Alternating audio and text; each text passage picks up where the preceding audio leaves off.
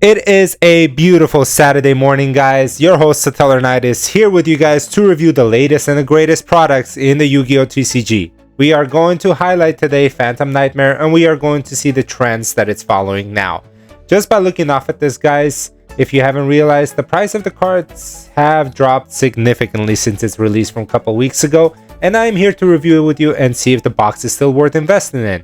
I recently cracked the case open myself, and to tell you the truth, the prices have plummeted, and it's not even worth invested into it, in my opinion. So we're gonna go over this, but before that we do, guys, I want you guys to smash the subscribe button. Let's make our way to 2,000 subscribers, guys. This is amazing. I want to thank you guys for all the support that you've been showing me, and I am here to cover all things Yu-Gi-Oh! For all you new subscribers that are out there who don't know what I do. So Phantom Nightmare started out as a set that introduced a lot of new archetypes as well as support to the already existing archetype. Cards like Snake Eyes got a big boost with Poplar, and cards like Yubel came back into the play from Yugi from Jaden's boss monster. But yeah, so let's go ahead and let's see how the trends are. So the price did dip by about $2-3 if I'm not mistaken. At that peak it was $80. Some stores sell it for higher. I can see this, to be honest, dropping down to about 75 and staying there, because there's 2 QCRs that you can hit on there that are actually worth the money, and the rest is not that great, to be fair. So, but let's go ahead and let's take a look at the prices here. I wanted to highlight and see what's still worth money.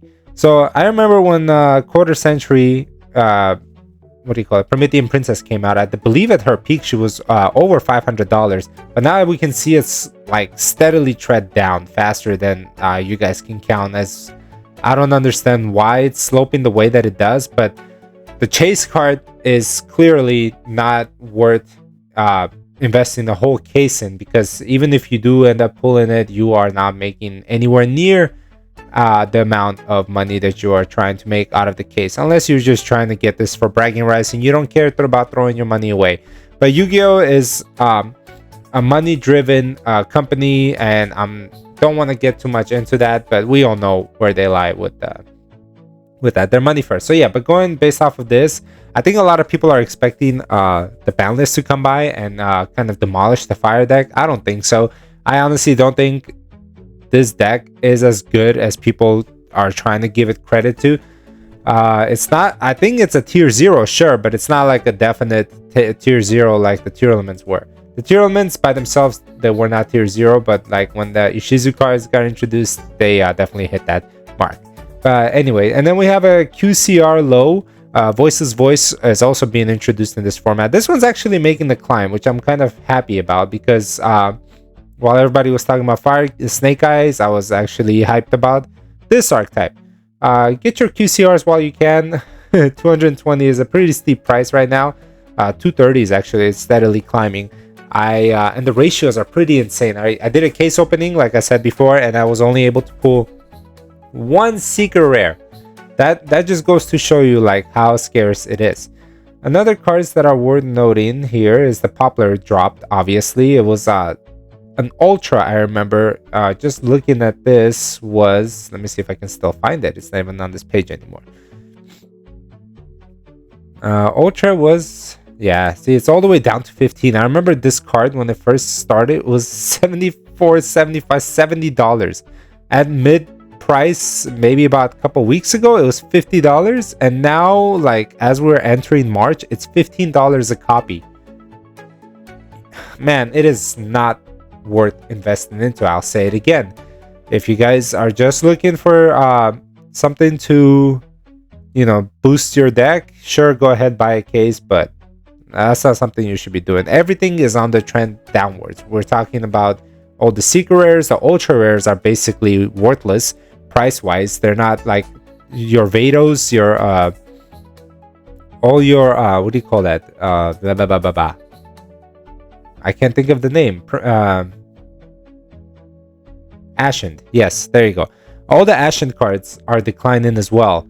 The archetype that people are so hyped about hasn't even hit the market yet, and the prices are already like to its full potential, and the prices are already plummeting. The only, I guess, upside that did kind of happen was the Ubel card kind of spiked. And I remember that happened. It jumped to $20, but you can see here it's making its way down again. So take this as you will, guys. This was just a quick review of what the market is right now for Phantom Nightmare. I was on the fence, honestly, about getting another case and doing an opening, but just by looking at this, guys, I mean, if you're not hitting the first three, even if you do hit the first three, let's say you pull 1, 1, and 1, which is almost impossible, you are still not meeting the $900 that they are promoting, like, for the case. The case itself should be sold for $700, I think, to make it fair. But right now it's priced way too high at $900. And to prove this even further, I was at a locals just not a couple days ago, and this guy bought a box, $80 for Phantom Nightmare. He pulled, I kid you not, $5 worth of product from it. $5. You are minusing 95%. It is not worth it. And instead of that, I would just recommend getting Age of Overlord. Why not just invest, pay a little bit more? Age of Overlord is worth way more. At least in that one, the reason why I want it is dipping in price right now. The QCR is because people are expecting it to get hit. But that's something that we are predicting versus something that's happening right in front of your eyes. So go ahead and make the decision based as you will. I was here for that quick info for you guys. And as always, thank you guys for supporting this channel. And I will be looking to posting more videos in the future.